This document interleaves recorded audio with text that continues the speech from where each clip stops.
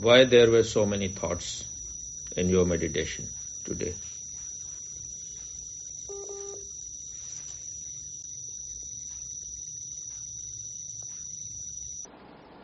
Because there was a lot of thoughts about selling the house and where to set up the center and how to find a job in a new country. Those were the thoughts. While you are meditating, you are all the time selling horses. You can do all those things after meditation or before meditation. Why you have to do? That means you are not meditating at all. That's why we celebrate all those things. Happy New Year. When you don't want to be present in anything, then you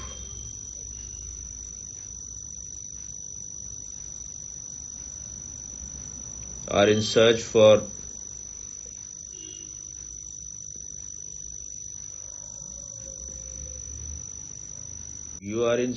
some escape to get rid of your misery, to get rid of your prison. So you assume, you think that New Year will bring something new. But you are old. How can New Year bring anything new? And New Year is completely psychological, or it is only in the calendar.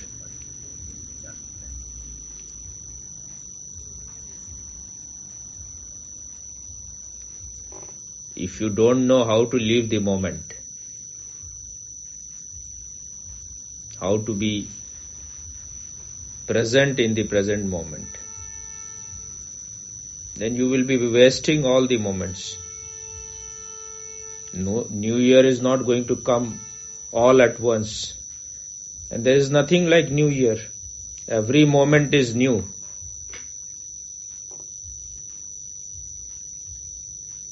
If you know how to live this moment, you will be present in the next moment also. If you don't know how to live this moment, you will be absent in all the moments. You will be missing all the coming moments. And the only way is to be present, is to be conscious, to be awake here and now. Because next moment is not in your hand. You don't know what will happen in next moment. Whether you are going to be alive or not, you don't know. Only this moment is in your hand. If you know how to live this moment, the next moment also you will be able to live. Because you know how to live in one moment. So next moment also you will be able to live. If there is any next moment. But there is nothing like New Year. It is all human creation. It is all fictitious. It is good to calculate how many years you have lived. What is the age of this earth? How old is sun? But you have only one moment. So it should be happy new moment. And each moment is new if you are present. Each moment is fresh if you are present. So when you are meditating, while you are meditating, what meditation means?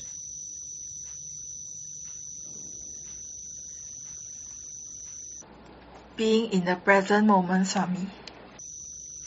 So why you are like just repeating like a parrot? You were thinking about how to create center, how to sell your house, Just like someone was selling horses. You can do all those things later on.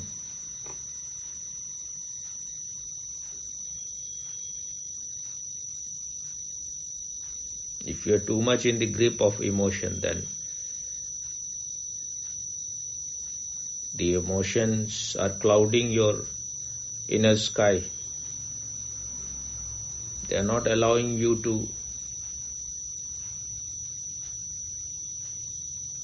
be present like the sun, which removes all the cloud. And if you know how to be present, maybe your decisions will be better. Not maybe, certainly your decision will be better. If you have any quality, if you know how to make money, then if you are present, if you are alert, you will be more expert in that, more capable in doing that. And you will be able to do in more graceful way.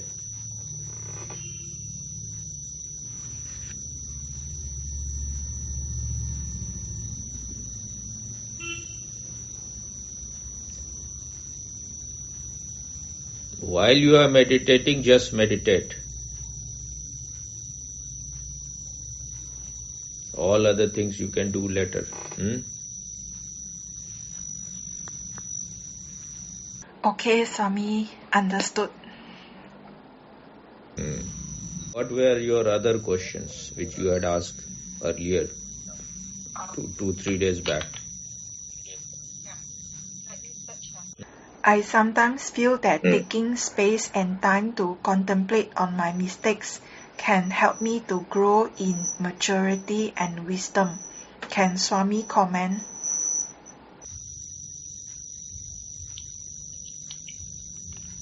What do you mean by contemplation?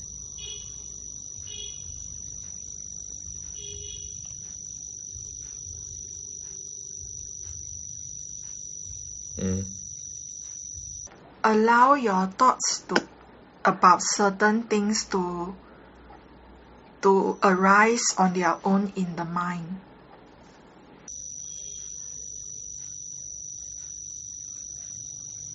Allow your thoughts. Yeah, like let's say there is a certain thing, you just allow the thoughts to come about certain things. Like let's say if I'm thinking of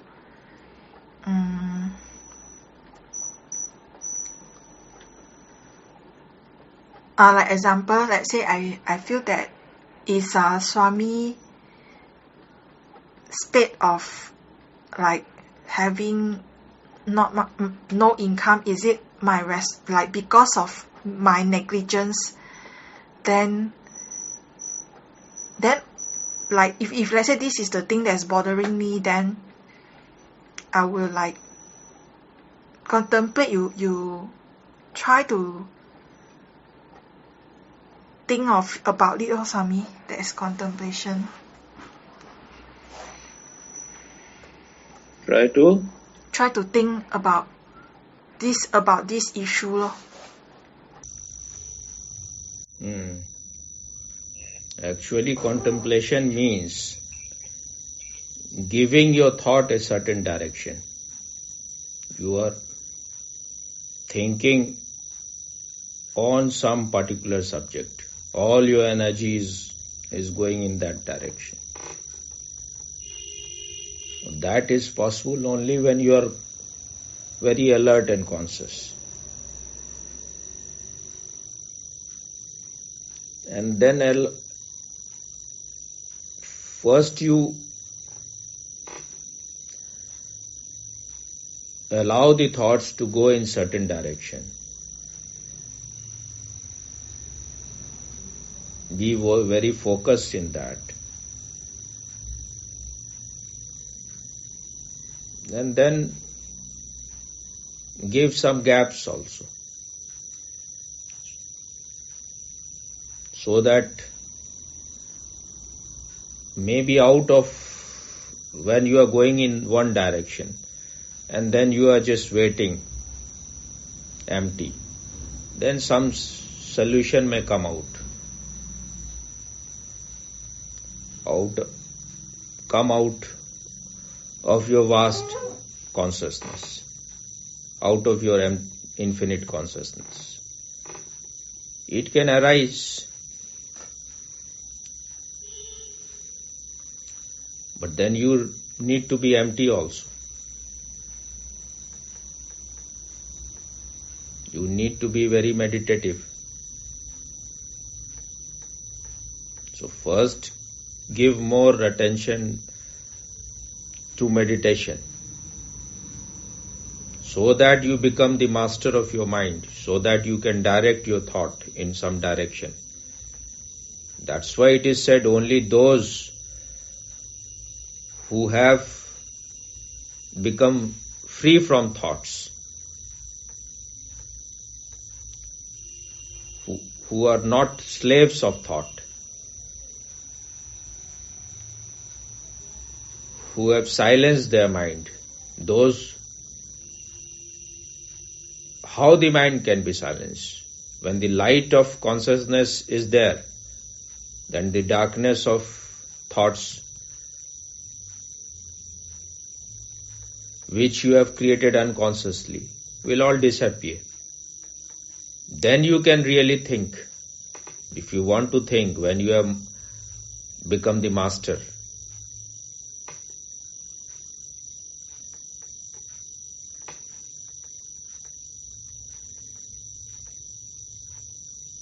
when the switch is in your hand, you want to switch on, you want to switch it off. When it is in your hand, then only you can think in a particular direction. So the first thing is that you need to be very conscious, you need to be present. And when you are present, thoughts are absent. That is how Patanjali has described yoga. This constant movement of thoughts, it goes on in circle.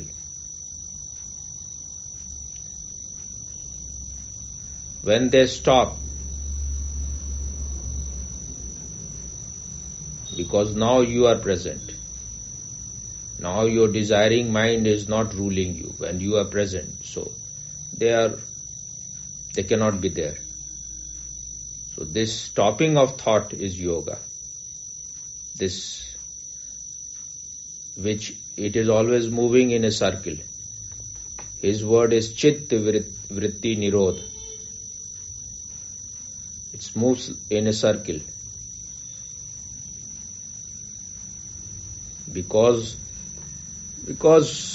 our desires are just very unconscious. They are very repetitive. They go on moving in circle. You are desiring the same thing again and again and again. There is nothing new in it.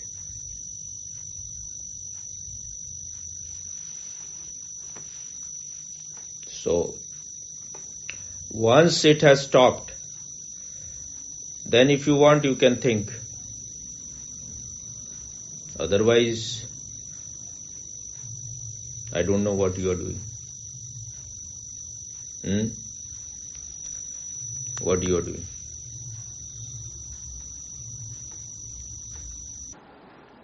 You mean when I'm contemplating, Swami?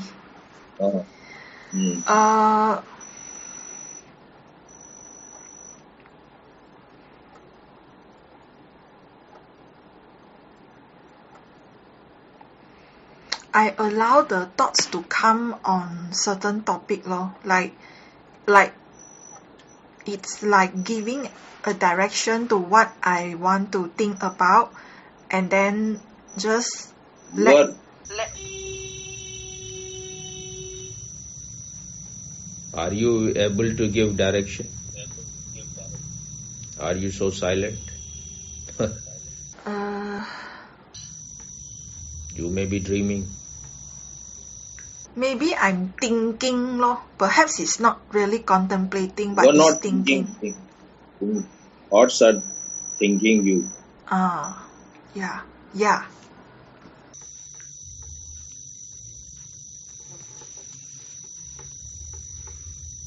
When something superior is possible, what is the need for contemplation? Maybe in the name of contemplation, you will be just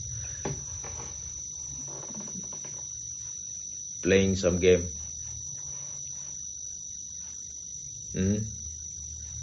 Maybe. What maybe? Has any solution ever come out of your contemplations?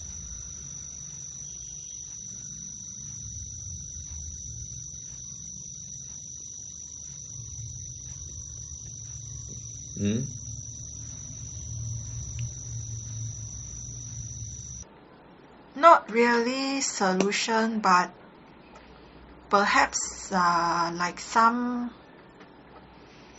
I could see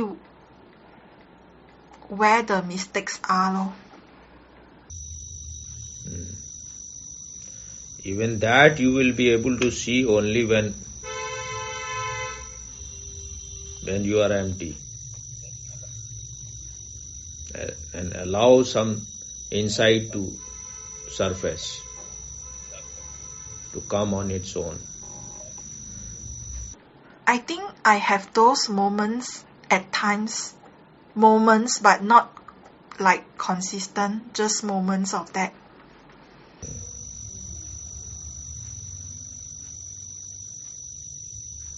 So okay then, you have those moments.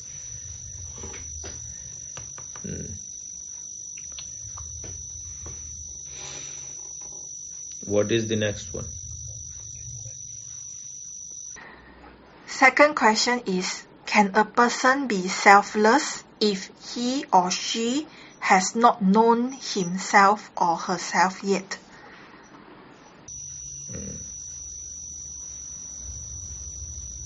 What do you mean by selfless?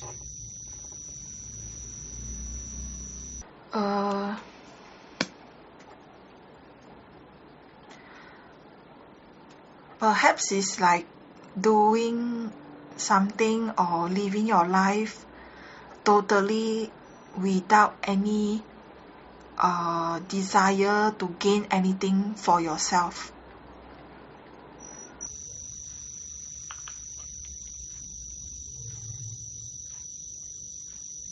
Then what is the use and meaning of knowing the self? When you have no desire to gain anything for the self, then what is the need to know the self?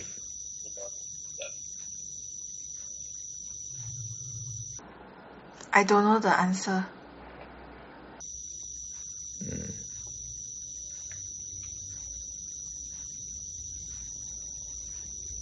Self has two meanings. One meaning is ego, and the other meaning which Hindus have used more, it is for Atma and for consciousness. So when you say selfless and knowing the self, then it becomes very confusing.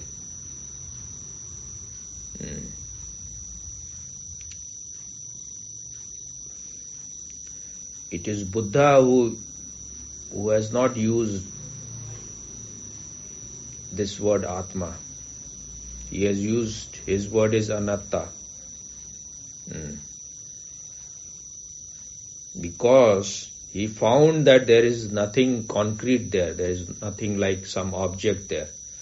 If your consciousness is an object, then it becomes different from you.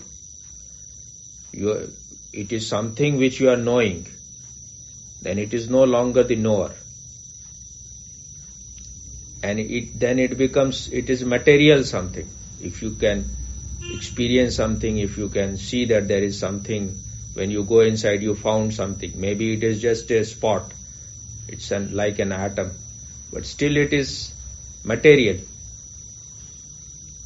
Your consciousness is, if you want to compare it, it is like light.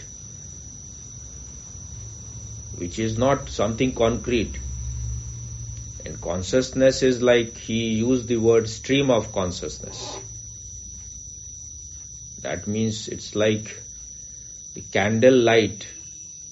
When you, in the night you lit the candle, and in the morning if you blow it out, it is not the same candle. Every moment it is born and it is dying. So it is in continuity, but it is not the same. So your consciousness is like that. It is all the time dying and being born. But the gap is such that you cannot just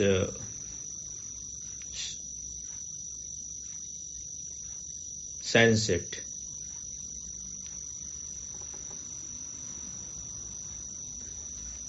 What he means is that it is not an object.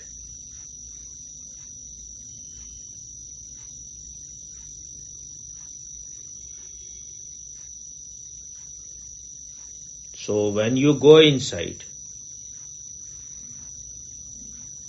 you will not find any self.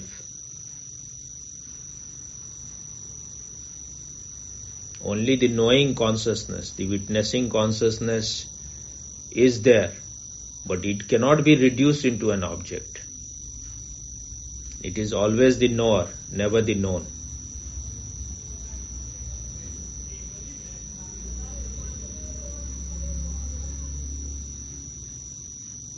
So what was your question?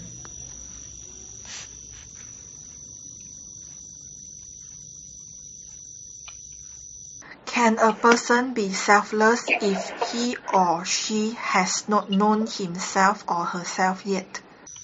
So if you have not known him, if you have not known yourself, how can you be selfless?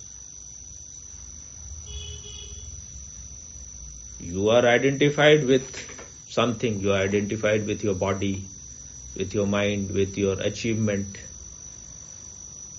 with your emotions, with your thought process, your thinking, your ideas. You are identified with something because you have not gone so deep inside to find that there is nothing inside. That is what Buddha said, nothingness. But that doesn't mean that there is nothing inside. There is a witnessing consciousness which comes to know this nothingness.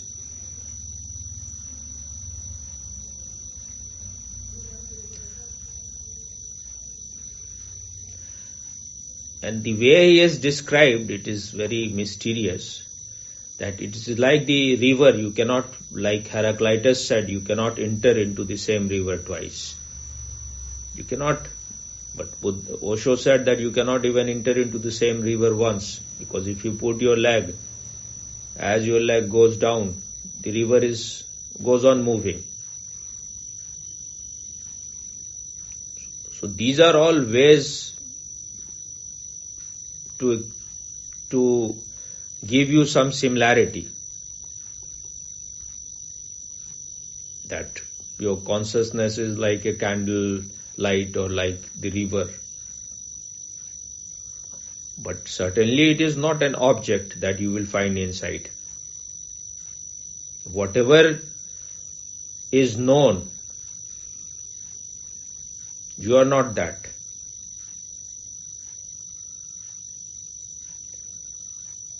So how can a person who has not known himself be selfless? When you are saying selfless, that the very word selfless means that this person has come to know himself. He has come to realize that there is no self inside, there is no ego inside, there is no person inside.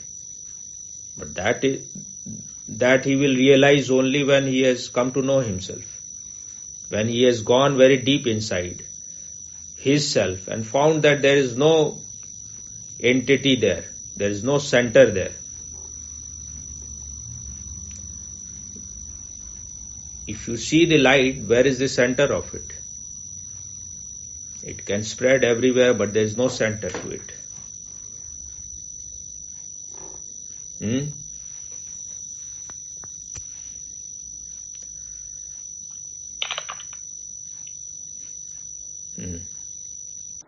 Fantastic, Swami. Beyond fantastic, Swami.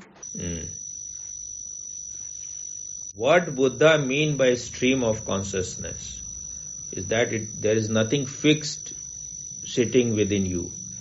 If it was something fixed, then it would have stagnated. It is ever refreshing. It is something very alive. It is not a stagnant pool of water. It is a fresh water which goes on renewing itself. So that is what he meant by stream of consciousness. Otherwise, if something is sitting within you in a fixed way, then it will become slowly it will lose its freshness.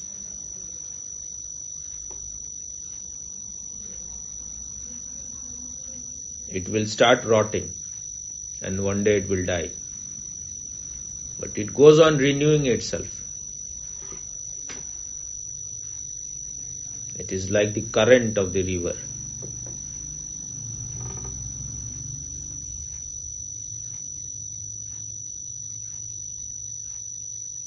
New water is always coming. So it is ever fresh. That's why truth is primordial and it is also ever new. It is never old. Is it all right? It's beyond all right, Swami. It's beyond all right. It's very excellent.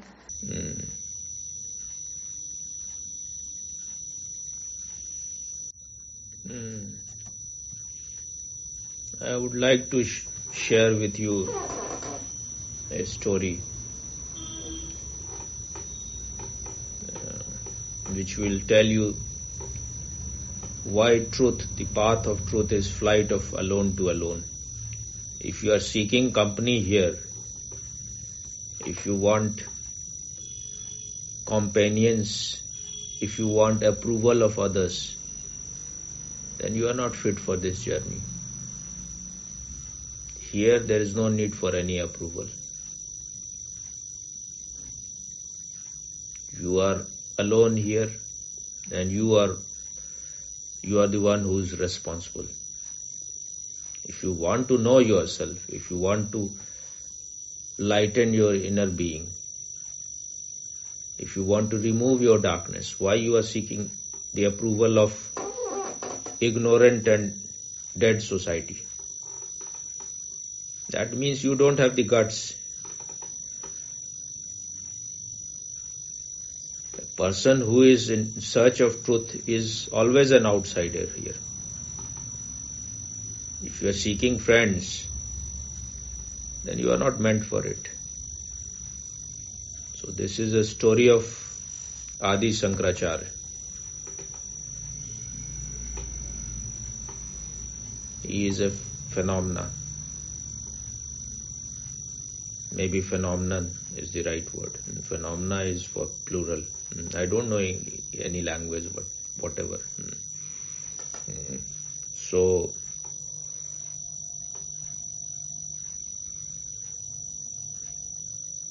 he lived only for 32 years. And what he did in these 32 years is a miracle.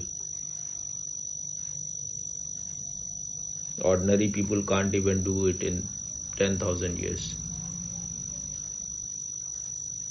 He became a world teacher at the age of 8. He knew all the Hindu scriptures, maybe all the Indian scripture at that time. that was so vast. At the age of 8, he became a acharya, which means he became a teacher. And to be an acharya, you have to write commentaries on Bhagavad Gita, 10 principal Upanishad and Brahma Sutra. These are so difficult that even at the age of 80, people will not be able to do it. So, in India it is said that whenever this intense desire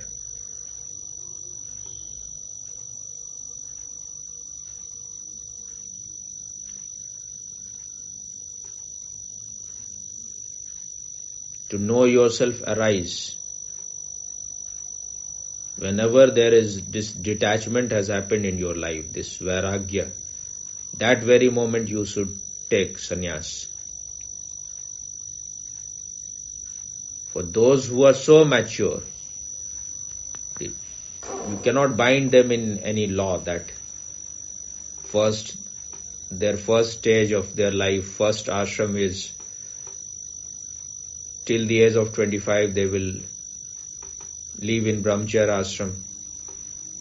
From 25 to 50 they will live in grihastha ashram.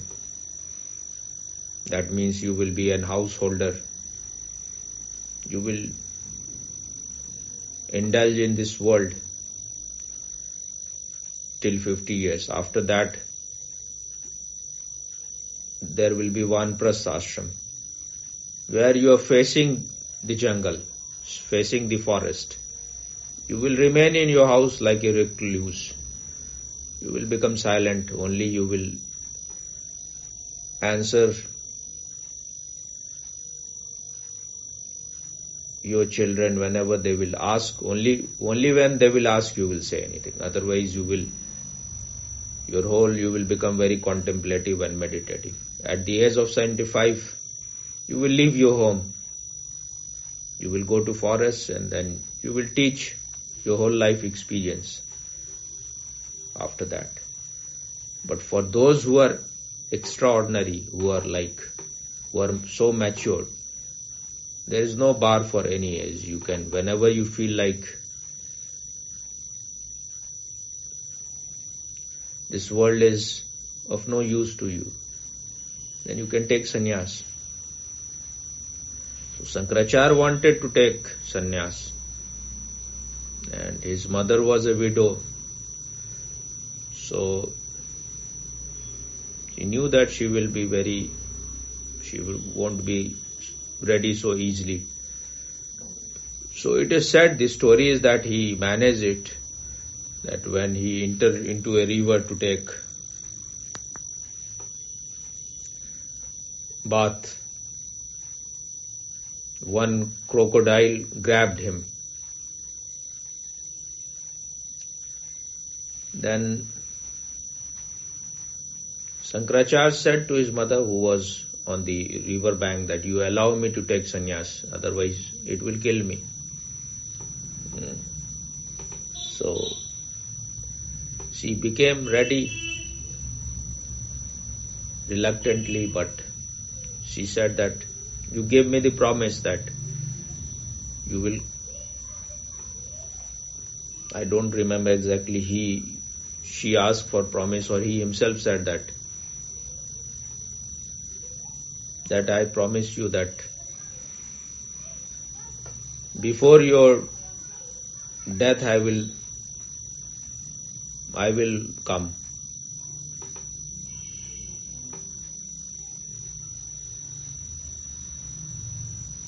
So when his mother was about to die, he came to, because at that time there was no telephone and mobile, but he just realized, he just intuitively felt that she is going to die. So he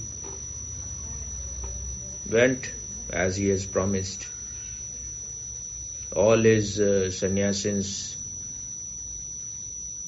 friends, They were surprised that he is so attached to his mother.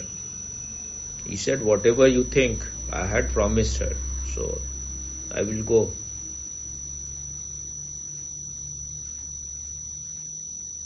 And then, exactly I don't remember the story, but when he arrived there, maybe all the people in his village, the name of the village was Kaladi, maybe they became very much against him, because a sannyasin in those days was not supposed to be attached to anything. So he was not allowed to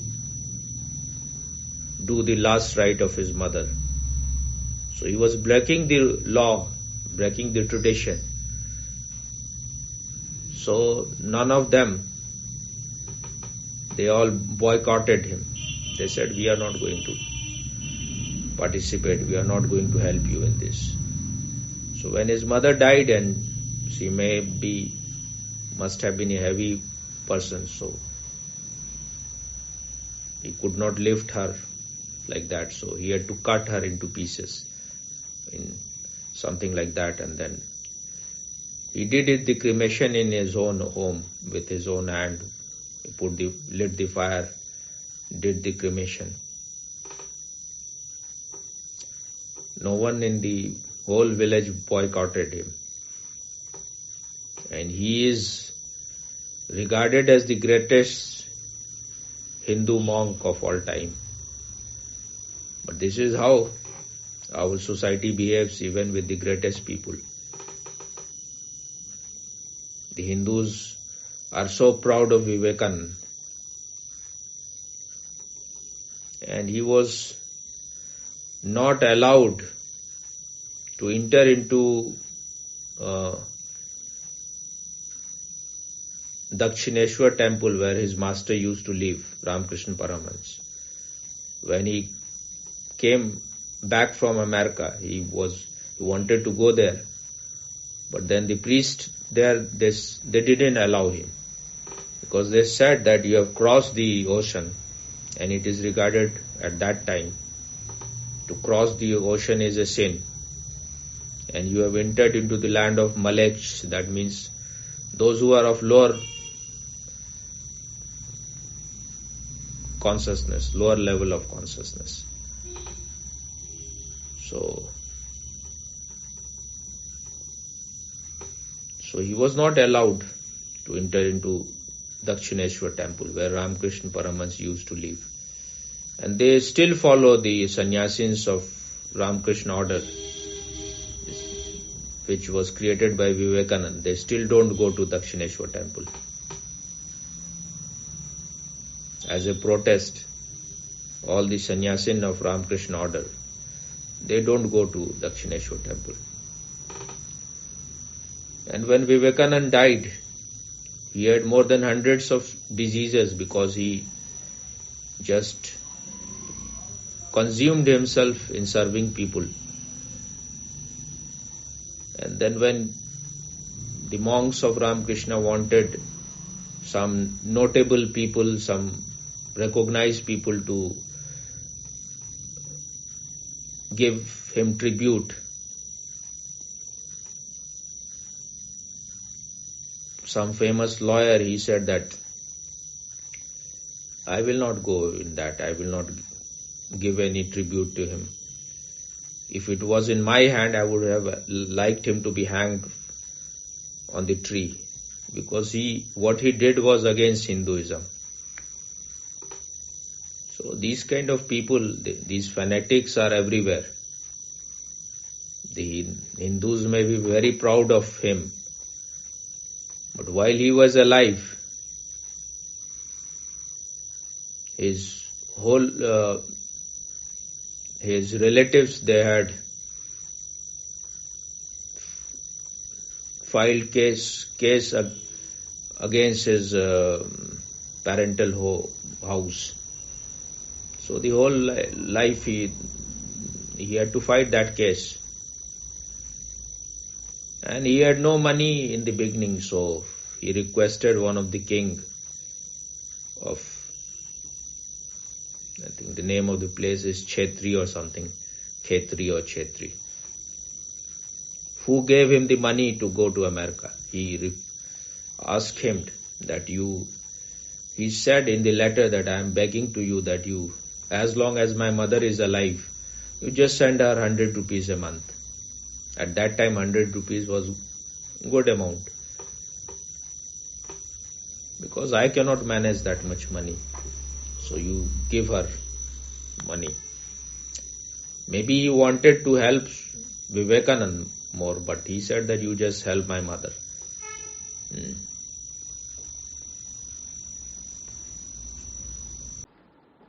What you said? Oh, okay. There is a possibility I heard wrongly, or I remember, but you still hear later on whether you said the same thing or you said something else. Swami, I feel that the clarity of your mind is very amazing. Because just now when I asked that question about can a person be selfless if he or she has not known himself, even I myself didn't know that there are two selves, which if the enlightened person say a self, he means consciousness, and non-enlightened person will mean ego. That's why last time when you always say know yourself, I always feel very confused when I hear it, because you say that you must have the strong desire to know yourself, burning desire to know yourself. But I was confused because I'm enlightened. When I hear the word self, it was thinking of ego, Swami. So what is there to know in ego? That's why I was always very confused when you say know yourself, and I didn't really know what it means. But today, after you explain, I am very clear already what it means.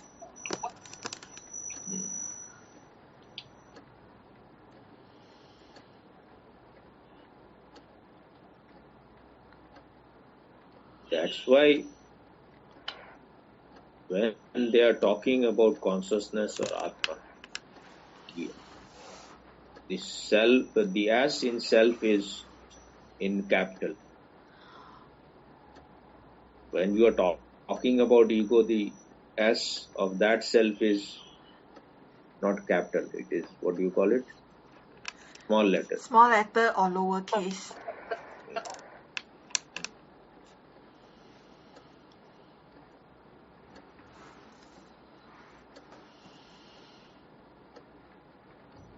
That's why it is called self-realization. It is not yet real. You have to realize it, make it real.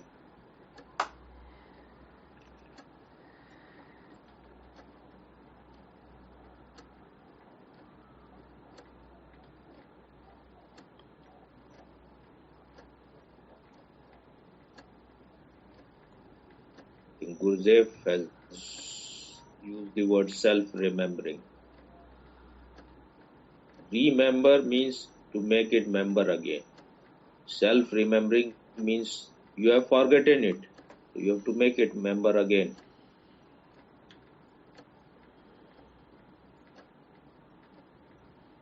Or you have forgotten it, so you have to remember it. Remember in that sense that you have to become aware of it. The treasure is with you, is in your pocket. The gold is in your pocket, and you are searching outside everywhere, not in your pocket. You are wearing the specs, but you have forgotten it. You are searching it outside. Some people keep the pencil here, and then they are searching it everywhere.